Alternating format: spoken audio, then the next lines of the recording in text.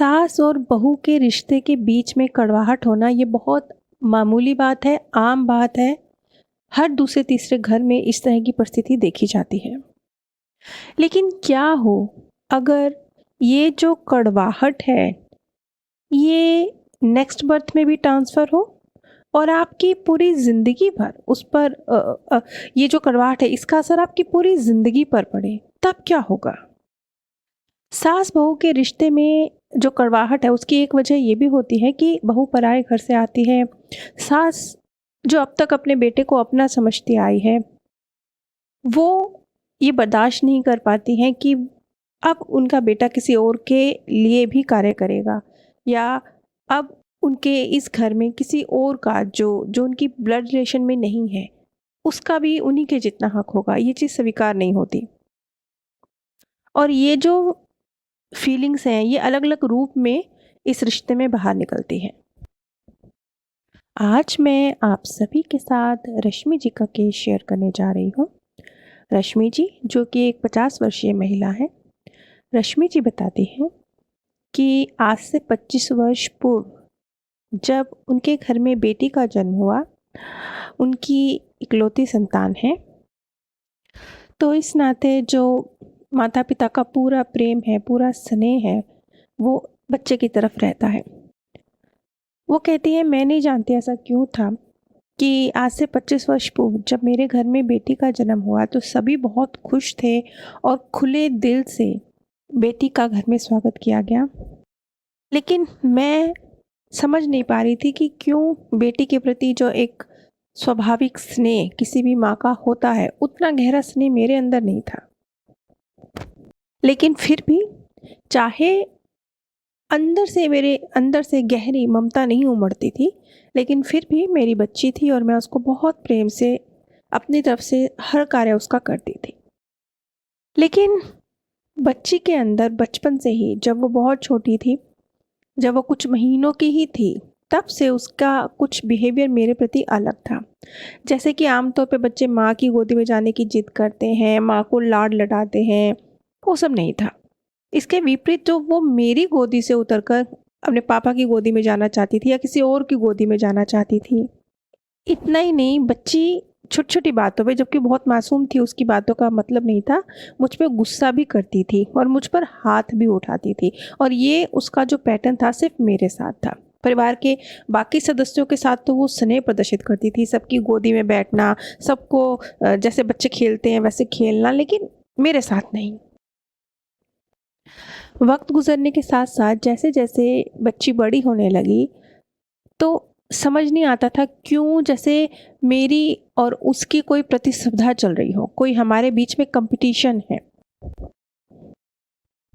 वो एक किस्सा याद करके बताती हैं। वो बताती हैं कि जब वो बच्ची 15-16 वर्ष की थी, युवा बच्ची थी, तो उस आयु में आमतौर पर लड़कियों को अच्छा लगता है कि उनकी माता भी अच्छी लगे और अच्छे ड्रेसेस पहने और अच्छे से मेकअप करे, अच्छे से बाल बनाए।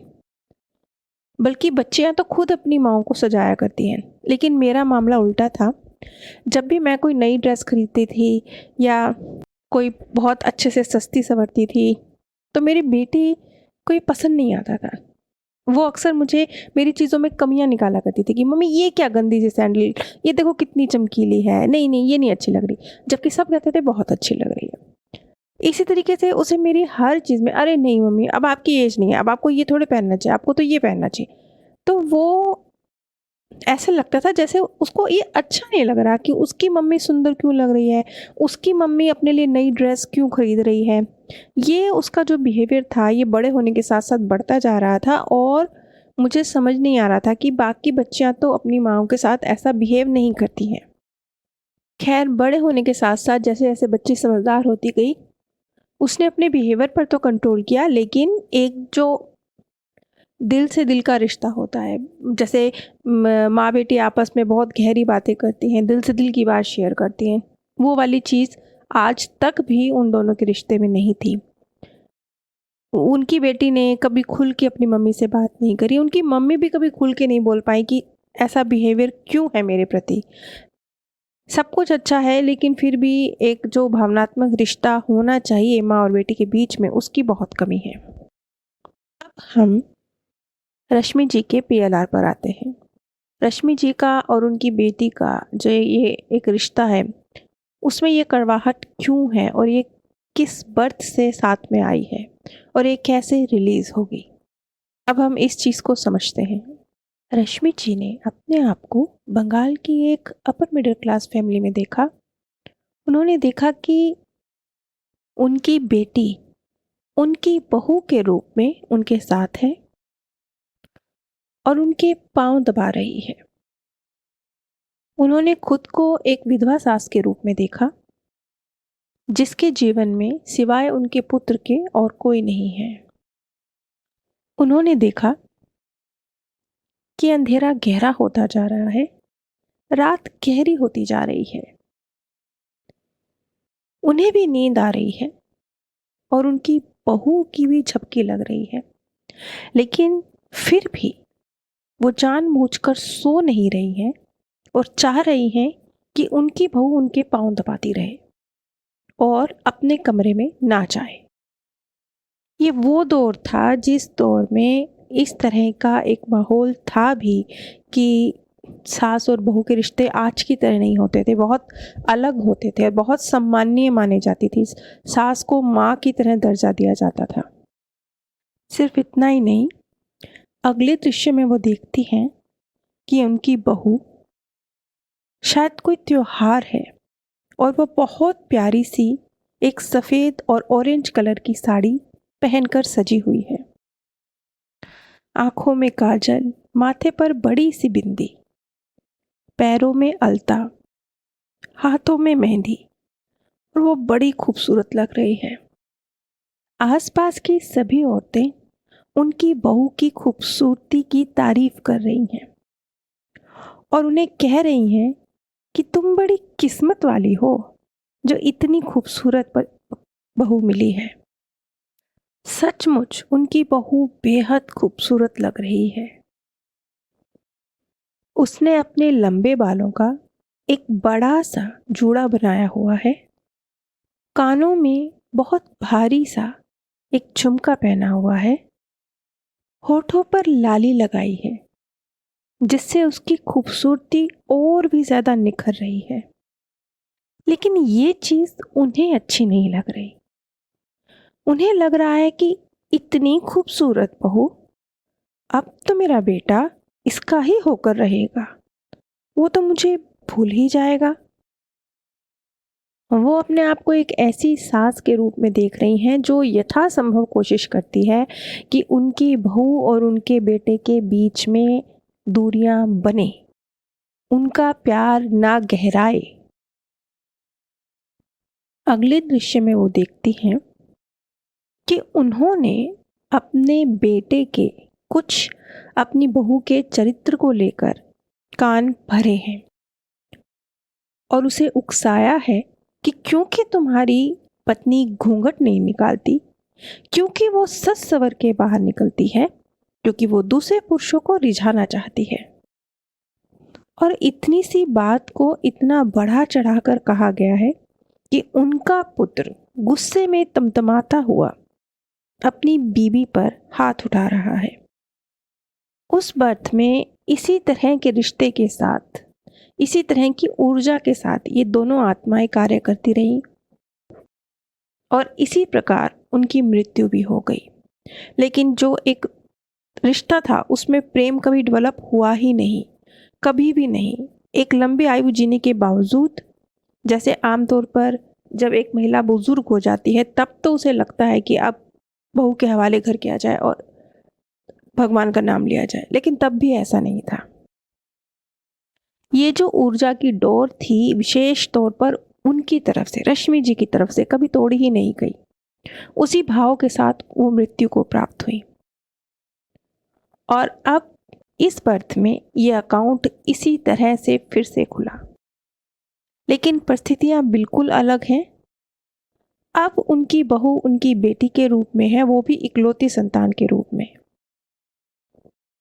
और जब रश्मि जी ने देखा जो कुछ उन्होंने किया, उसके बाद वो कहती थी कि जैसे अब अपनी बेटी से कोई शिकायत ही नहीं है, क्योंकि मुझे लगता है कि मेरी बेटी तो मेरे साथ बहुत अच्छी रही।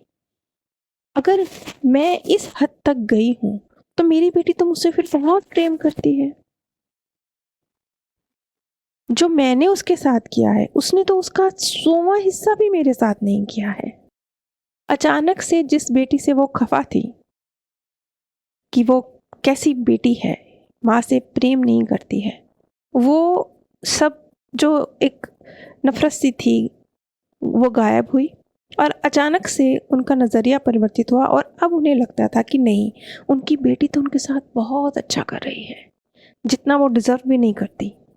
क्योंकि अब वो अपने आप को उस सास की जगह पे रख के देख रही थी कि वो मैं हूँ और ये किया है मैंने, तो वो तो बहुत प्यारी है, वो तो फिर मुझसे बहुत प्रेम करती है।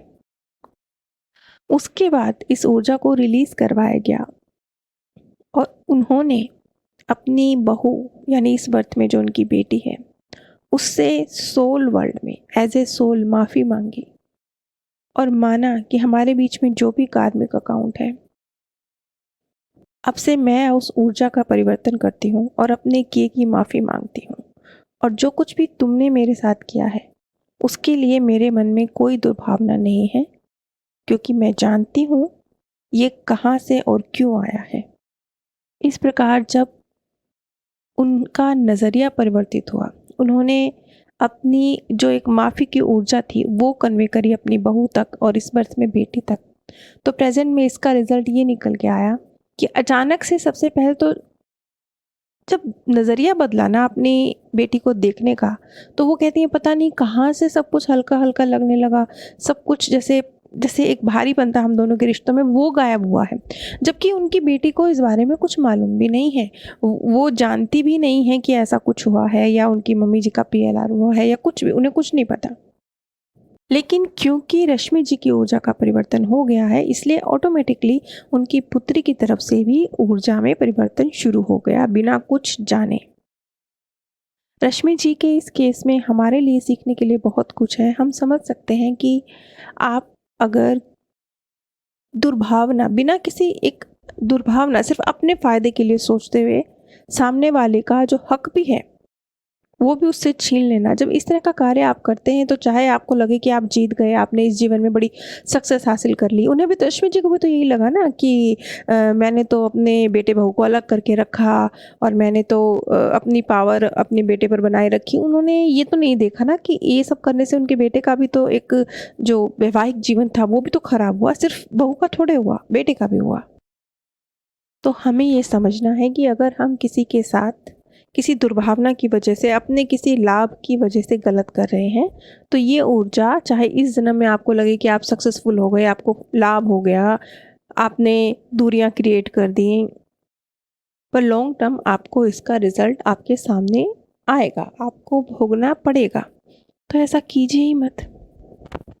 अगर आप पास्ट लाइफ रिग्रेशन करवाना या सीखना चाहते हैं तो आप स्क्रीन पर दिए गए व्हाट्सएप नंबर पर संपर्क कर सकते हैं।